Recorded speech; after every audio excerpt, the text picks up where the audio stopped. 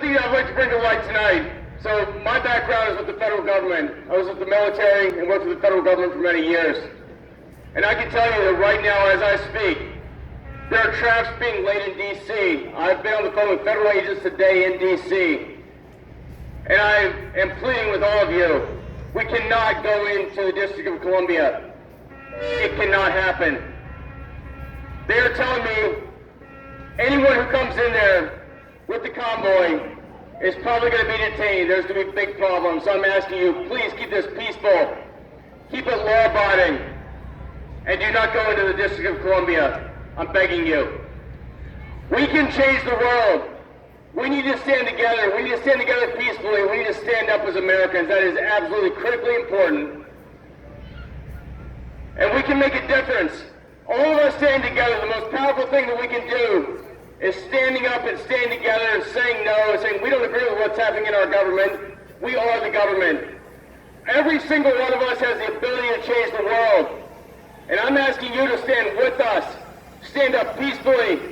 Stand up lawfully. And make a difference. And we're going to do that. You're going to do that by voting. You're going to do that by standing up and making your voices heard. You never know. When you stand up and make a difference as an individual, when you take a stand for what's right, you influence the people around you. That's how this country was formed. And when we all stand up and we stand together, and we make our voices heard for the cause of freedom, that's how we change the world. And that's what you're doing here tonight. So thank you so much for being here. Thank you for supporting the truckers.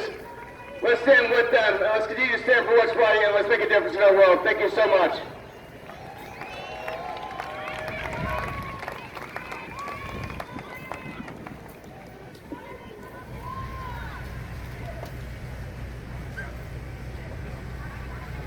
Okay.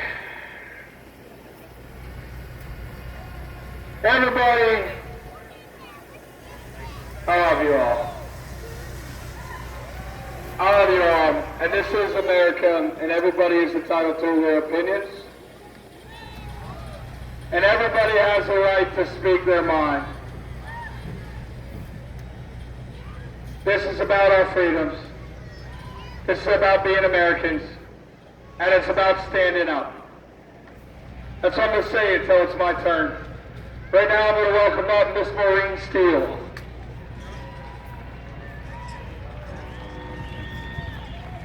Hi everyone.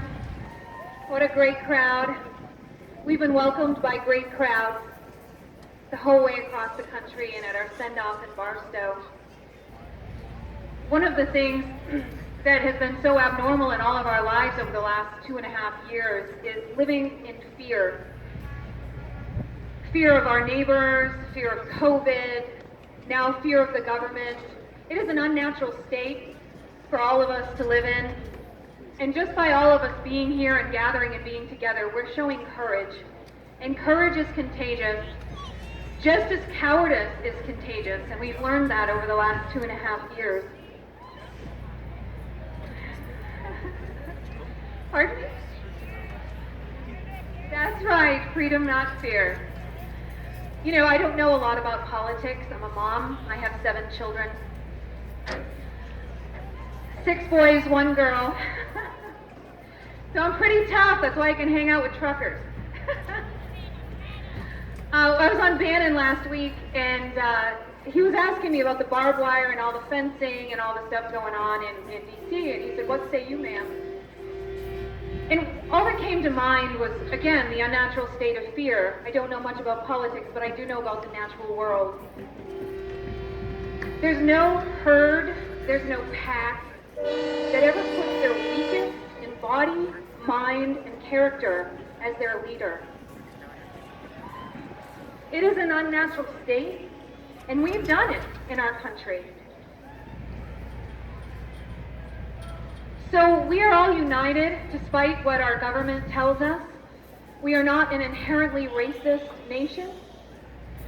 This is a nation full of beautiful people. I've witnessed it every inch of this journey. I am proud to be part of this journey, proud to be standing up here with the truckers, the tip of the spear. There is no surprise that the blue-collar boys threw their hat in the ring first to fight for our freedom. They have always done it. It's an amazing group of people, the docs of the Global COVID Summit who stood with them, the pilots, the best blend of blue-collar and white-collar joining. That is America. So we all stand together. I'm proud of it. We're going to get our liberties back, our freedoms back, and we're going to do it together. Thank you all so much for being here. God bless you all. God bless our great country.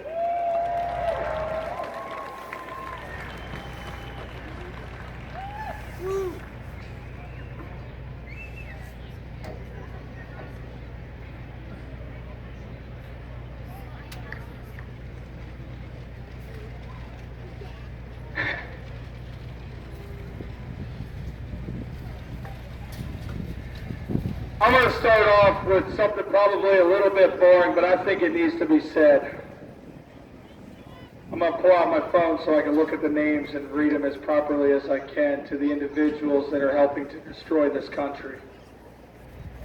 Because sometimes we need to call them out directly. Sometimes people need to know exactly where their leadership is voting. They need to know the voting record of their politicians, and now right here on my phone highlighted is all those senators that voted no to ending the state of emergency the other day. I'm going to read every one of their names so that you know which ones it was and what states they're from, and then we're going to do a little talk about it.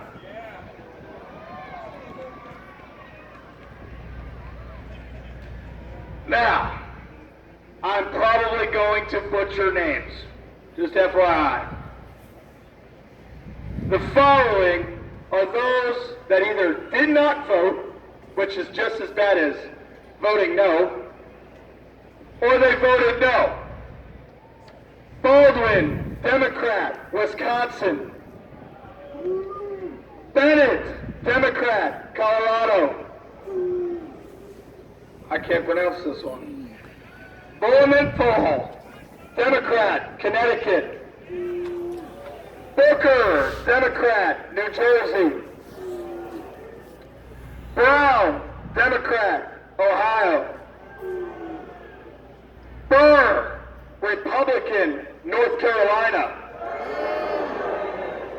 Cantwell, Democrat, Washington. Corden, Democrat, Maryland. Carper, Democrat, Delaware. Casey, Democrat, Pennsylvania. Coons, Democrat, Delaware. Cortez Masto, Democrat, Nevada. Duckworth, Democrat, Illinois. Tobin, Democrat, Illinois. This one's no surprise, but actually did not vote, which, like I said, is just as bad. Feinstein, Democrat, California. Gillibrand, Democrat, New York. Hassan, or Hasten, not sure, Democrat, New Hampshire. Heinrich, Democrat, New Mexico. Hickenlooper, Democrat, Colorado. Hirono, Democrat, Hawaii. Smith, Democrat, Minnesota. Sinema, I think I'm saying that right. Sorry, again, to all of those out there, I am butchering names and I apologize to the senators. Simon, whatever, Democrat, Arizona. Shaheen, Democrat, New Hampshire. Schumer. Schatz, Democrat, Hawaii. Sanders. Rosen, Democrat, Nevada. Reed, Democrat, Rhode Island. Peters, Democrat, Michigan. You guys want to hear the rest of them? Because I think you get the idea here. You want the Republican ones? In Hofi, if I'm saying it right, Republican Oklahoma chose not to vote. Basically, there were 48 yeas, 47 nays, and 5 chose not to vote. 5 chose not to vote. Now, it passed by 1. By 1. Now I'm gonna make it clear here. Though there was a lot of the Democrat Party that had said no, not all of them had said no. Remember, this isn't really, truly, this is not a right issue or a left issue. This is an American issue. My point in reading those out loud is so that you understand the people that are causing the problems in this nation. That you understand how important it is to hold your legislators accountable. That you understand that that starts at the school board, the city councils, the mayors, the governors, the state legislators, and then on the federal side as well. It starts in your own community.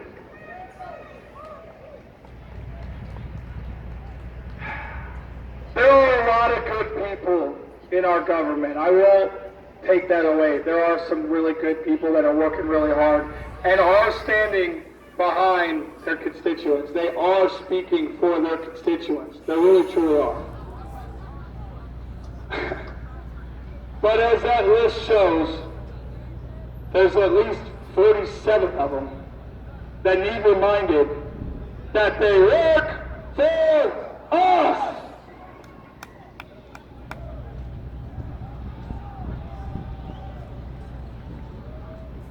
We are not going to give up this fight. We are not going to go away. We are going to take a stand. We are going to attempt to do it diplomatically through, hopefully, bipartisan meetings with these legislators, with some of you in the meeting.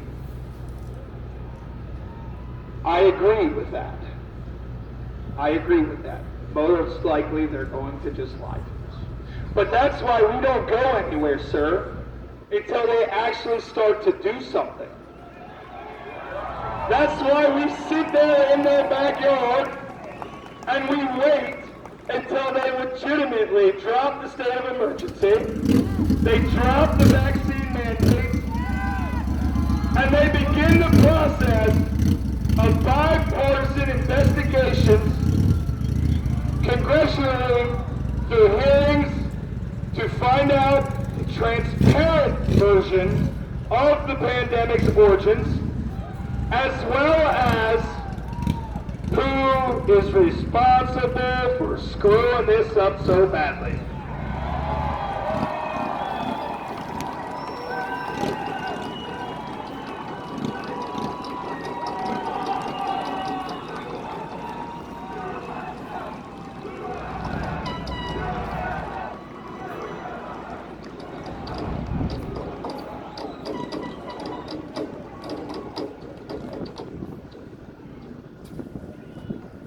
I personally, Ryan Browser, I personally am not going anywhere until we get what we're asking for.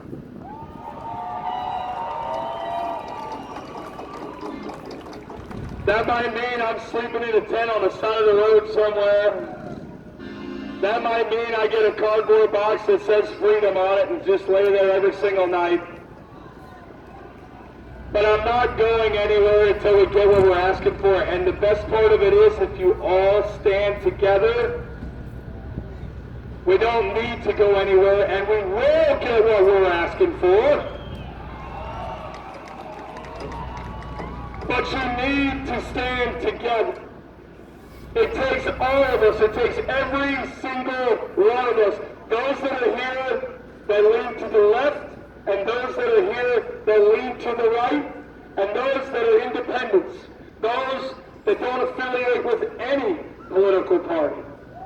It takes the American people to stand together to get this stuff done, and together we can.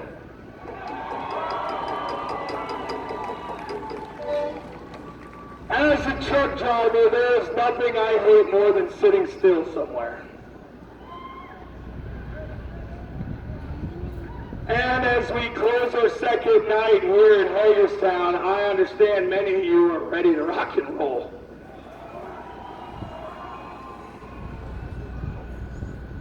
This is where that standing together and some patience may be required. I'll tell you right now, they sent people down here today to have a discussion to find out what our plans are and where we're going.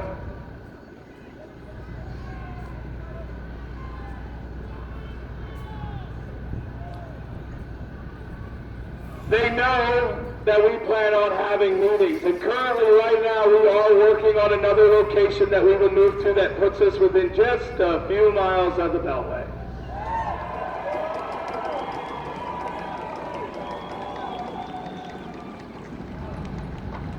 But what I'll say is this where the gut check comes into play. This is where you need to dig in deep and figure out just how deep your commitment to this cause goes.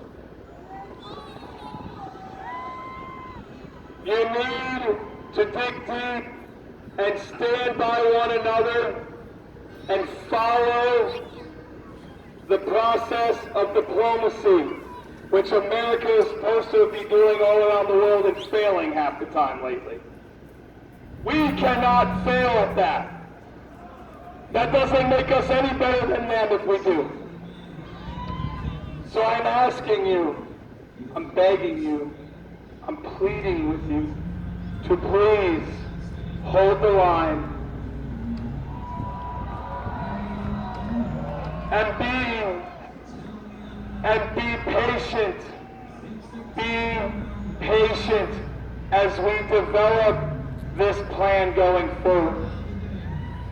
We will not leave until we get what we ask for. I am committed to each and every one of you.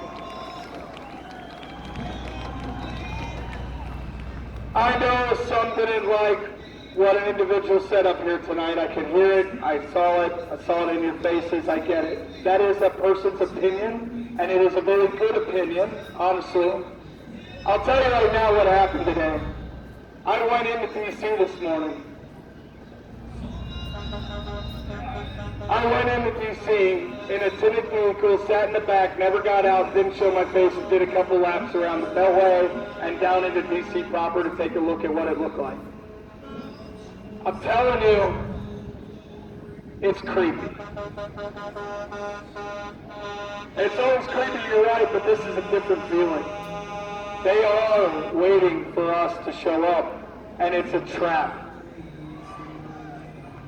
Now, I'm not going to tell you that we're not going to do things, because we're going to do it through diplomacy first, and then we'll take the next step if things don't work. But if people leave, or they give up the fight, or they go and do some wild cowboy stuff, we lose our upper hand. Right now, we have the upper hand. Right now, the People's Convoy has the upper hand. We need to stand together going forward. We need to have each other's back, and right now, more than ever. You're right, they're not. But right now, we need to stand together more than we have so far this entire journey. It starts with policing ourselves. There are many here tonight that probably shouldn't be here, if you know what I mean. And for those of you that are here that fall in that category, you know exactly who you are. But guess what? So do I. I'm not kicking you out. I'm not sending you packing. If you are here for the right reasons, you are here because you believe in your freedoms, and you are here to support this mission. I don't care how far left or how far right you are. I don't care. I care if you care about the Constitution of the United States and restoring our freedoms.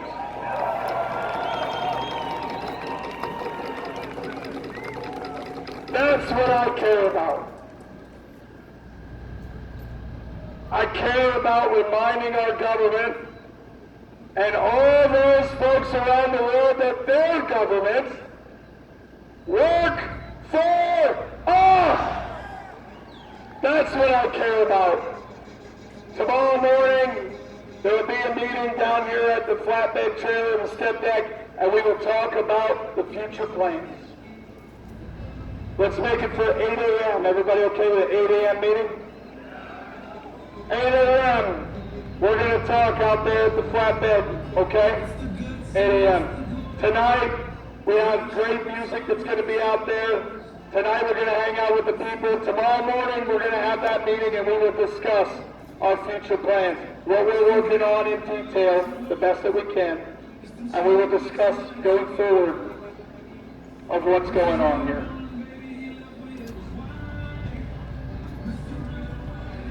Let me remind you, sir, Brian Blasey is not going anywhere until we get what we said we want.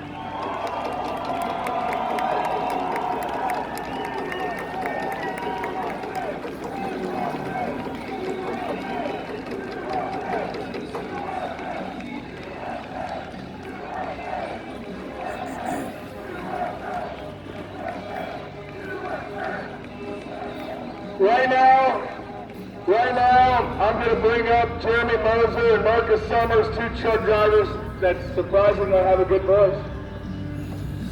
Immediately following, if everybody would go out there, we got that giant American flag unfold together as a community as one. Jeremy Moser, Marcus Summers to close it out. Good night and God bless all of you.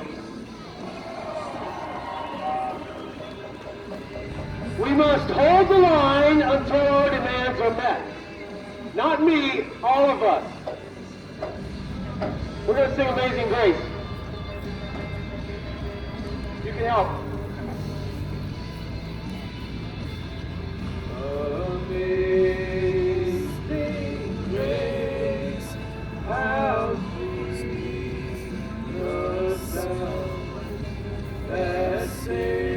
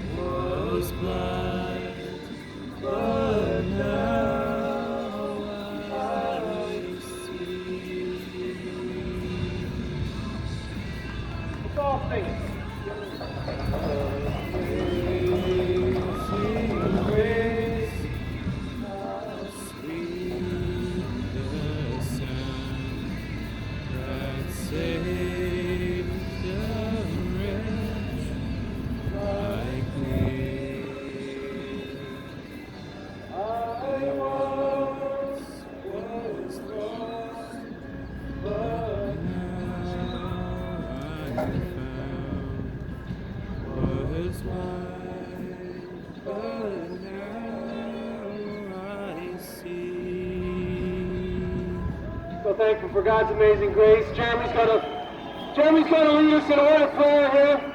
So we'll take our hats off. Before the prayer to close it out, let me say one more thing. Those who with four-wheelers, those who with hotels, if you're able, hold on to them one more night, please. One more night. That should help you all out a little bit with our plans. Please hold on to your hotels one more night if you're staying in a hotel. There's Jeremy. We can bow our heads, y'all. Father God, we thank you for everything that you are doing for this convoy and for these people assembled here in your name. For freedom, we know you go before us. We know you stand with us. We know, Father God, that your mercy and your grace is riding along with each and every one of these vehicles and each and one of these people's hearts. Father God, I just ask you to watch over each and every one of the people here, people at home, people watching on live streams and everywhere else. God, bless them, keep them safe. In Jesus' precious and holy name. Amen.